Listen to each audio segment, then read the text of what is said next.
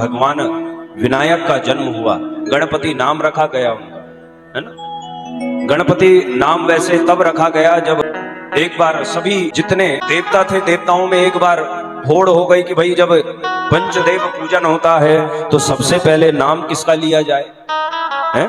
त्रिदेवों का नाम तो है ही, भगवती का नाम तो है ही, परंतु सबसे प्रथम पूज्य कौन हो, क्योंकि अग्नि तत्व भी महत्वपूर्ण है, जल तत्व भी महत्वपूर्ण है, पृथ्वी तत्व भी महत्वपूर्ण है, आकाश वायु तत्व भी महत्वपूर्ण है।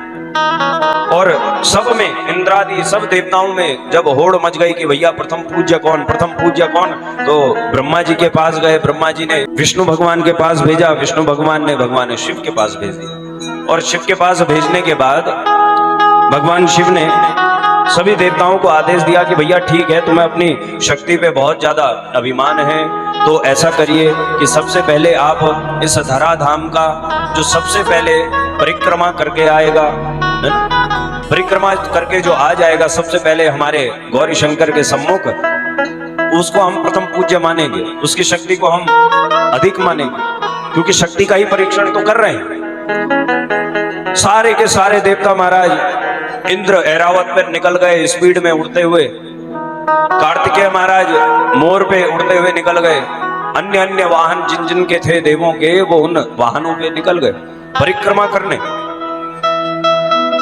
गणपति जी आराम से बैठे हुए हैं, मातृ पितृ चरणों में बैठे थे, तब तक दृष्टि नहीं पड़ी थी अभी तक माता भगवती पार्वती की और भगवान शिव की।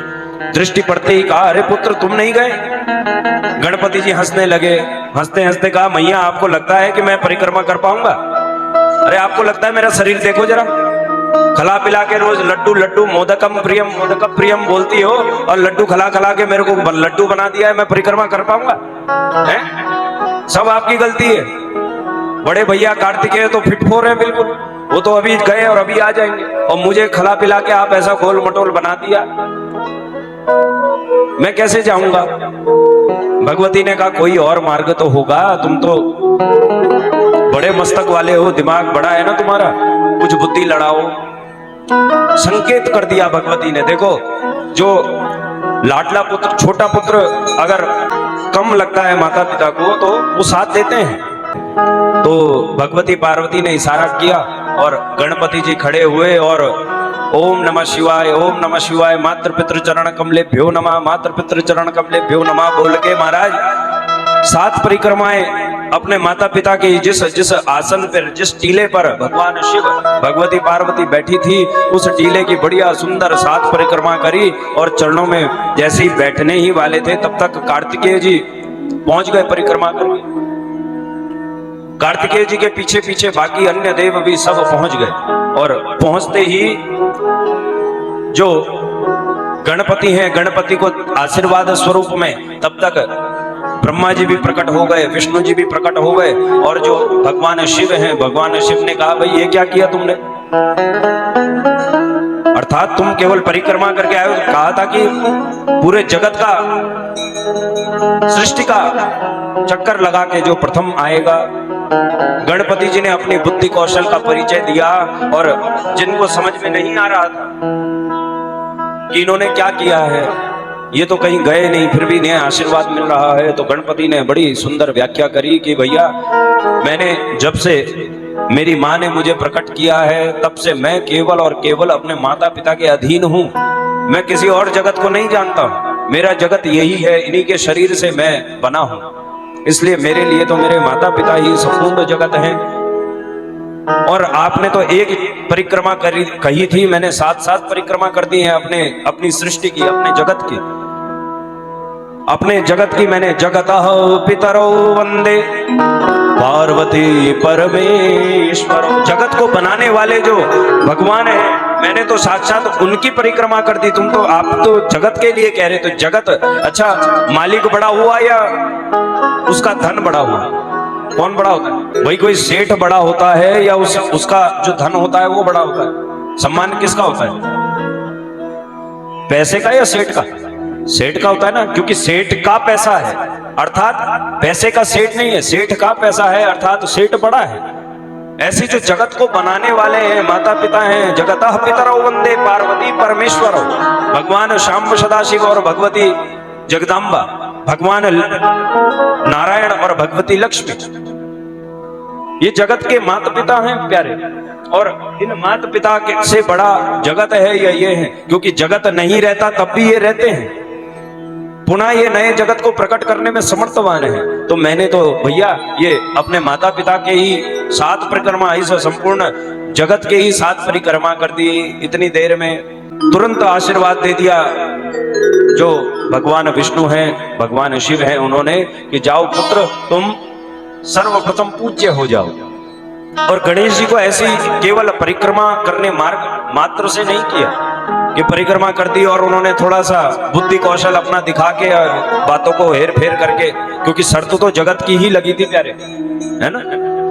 सृष्टि शब्द कहा था कि सृष्टि की परिक्रमा करके जो पहले आएगा, परंतु क्यों दिया गणेश जी को यह आशीर्वाद कि तुम प्रथम पूज्य हो जाओ पुत्र, तुम गणों के अध्यक्ष बन जाओ, जितने भी गण हैं गणाध्यक्ष बन जाओ।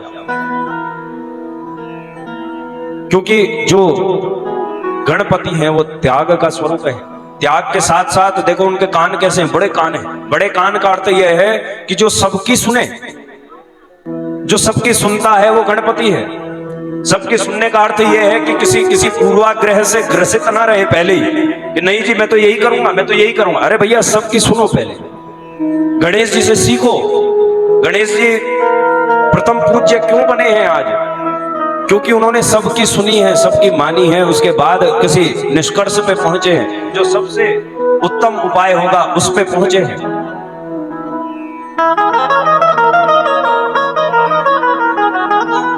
और नाक देखिए ना उनकी, सूंड कितनी लंबी है, लंबी है कि नहीं। और हमारे यहाँ अगर कोई थोड़ा सा उदार हृदय का व्यक्ति हो तो हम कहते हैं अरे वो नाक बहुत ऊंची है भाई, कहते हैं ना, उसकी नाक बहुत लंबी है।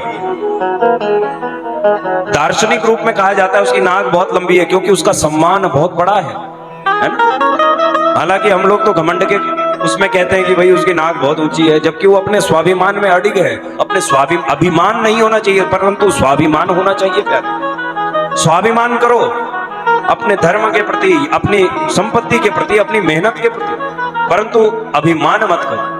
अभिमान लेट उठता है। प्रारंभ प्रथम दिवस से यही तो कथा सुनते आ रहे हैं हम कि अभिमान ने कैसे कैसों को डुबा दिया। भगवान की जो अर्धांगिनी है वो तक अछूती नहीं रही, माता सती, शरीर त्यागना पड़ गया उस अभिमान के कारण। परंतु जब स्वाभिमान बन के वही भगवती पार्वती स्वरूप में प्रकट हुई, उन्हें भगवान शिव को अपना स्वाभिमान बना दिया, तो जगत पूज्य हो गई, जगत की माता बनके वह प्रकट हुई फिर।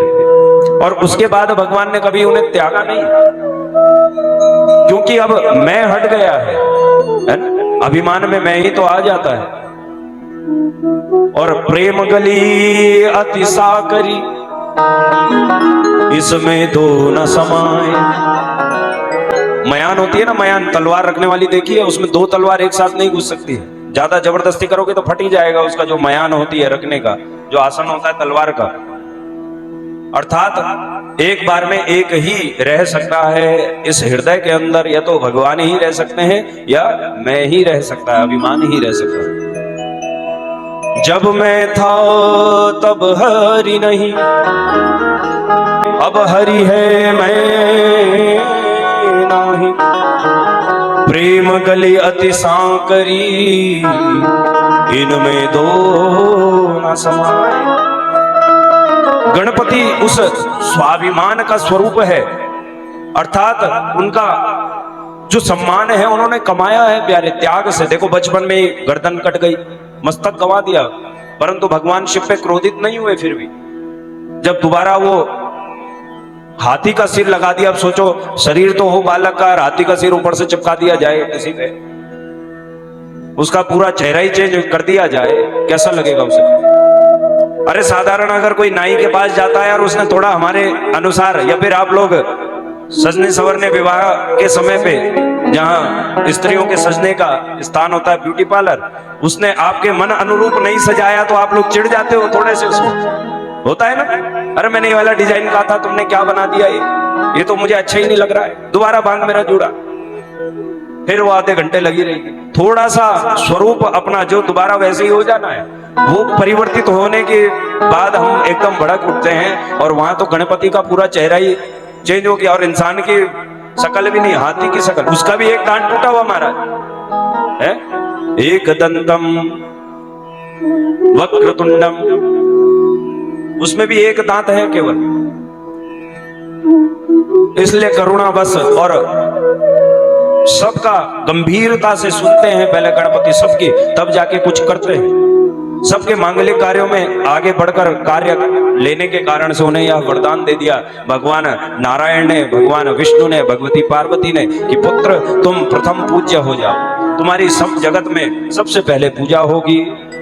बोले गणपति भगवान की जय हो।